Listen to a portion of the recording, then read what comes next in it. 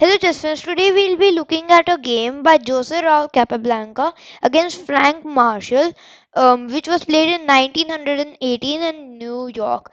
Now this game is really important because Marshall is going to uncork a brilliant novelty here which will be played for the next 100 years and more. It is still played today. So let's see what that novelty is. So the game begins with e4, e5, knight f3, knight c6, bishop b5, a6, and we all know this variation is the Ruy Lopez defense. Now instead of going d6, which everybody plays, black goes short castle. Now this is another line. So here, um, c3 is played, but most people nowadays play h3 because they fear one move after c3, d5, and things can get really complicated really fast. How? Well, e takes d5, knight takes d5, knight takes e5, knight takes e5, rook takes e5. We are talking 4395 master games here. And then c6, and then here knight f6 is played. This was like in 1918, so there had been no theory. Marshall had just played this, or because now the line is c6, d4, bishop d6, then rook e1, and rook e1 is followed by queen h. Can't it just Yeah, rook e1 is then followed by queen h4 with lots of play on the h2 square. So that is, rook e1, queen h4 is played, g3 is played, and then queen h3 with bishop g4 and bishop f3 ideas. This position is approximately equal. Actually, it is equal, and it is very fun for black to play this variation. But even knight f6, rook e1 is played, and now almost no games have happened here. Now bishop d6, of course, black's idea is to go knight g4, and then Marshall starts the um, madness by going knight g4. He sacrificed a knight.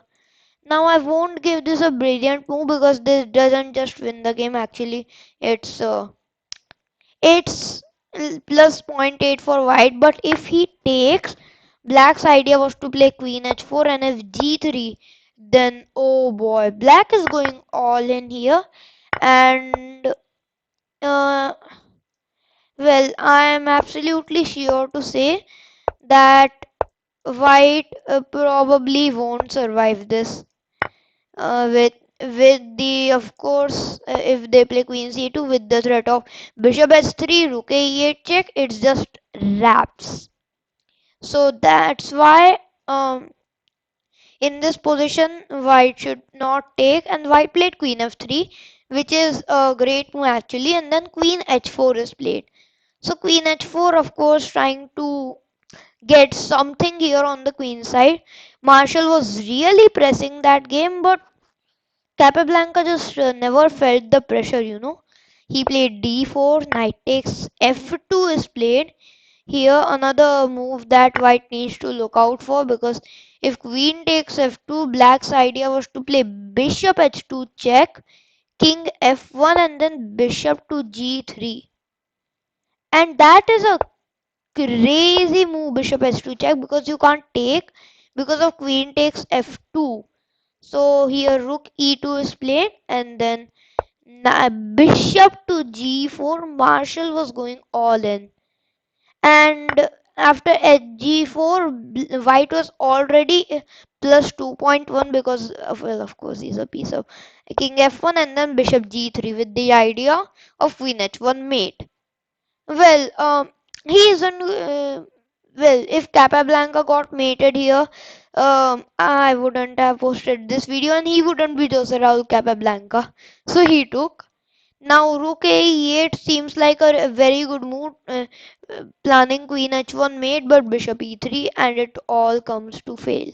So queen h1 check, king e2, And now the problem with black's position.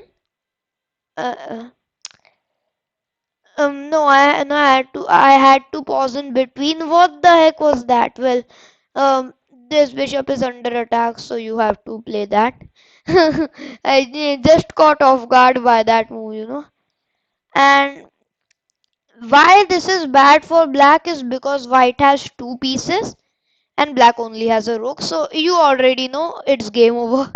Yeah, like the side with the rook almost always loses. I don't know why that is, but still, that plus one material advantage comes really handy sometimes. So he takes a check. Now White's king looks in a really bad spot, but it's absolutely safe, and bishop f2 is played, queen f3. Now trying to force a queen trade here so that he can develop his queenside rook. So queen g1.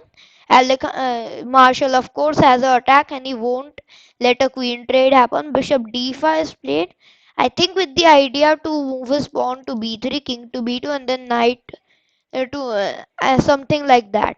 So c5 is played, and well, I was completely right. He wanted to do this, and then he played a4. Now, um, I don't think it's a particularly great idea to move the pawns in front of your king, but this is an exception because black's pieces just cannot get to the king.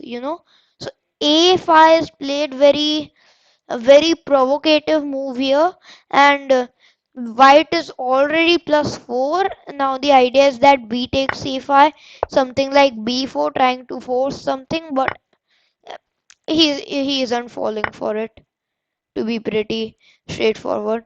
It's Jose Raul Capablanca we are talking about. So rook a6 is played, attacking the bishop. B takes c3, knight takes c3, and bishop b4. Now black tries a last ditch effort to exchange his knight and do something. Capablanca just isn't buying it. He's plus 4.4. He's clear. His two bishops absolutely dominating, and a pawn on b6. He marches it to b7, and a nice little tactic to end it off. Bishop takes f7 check. He cannot go to h8 because there's rook takes h6 mate, and he cannot go to h7 because there's queen f5 check, king h8, and then rook takes h6 mate. So well, that was the game. Yeah, he just resigned after bishop takes f7. So well, what do we learn from this game? What is the takeaway?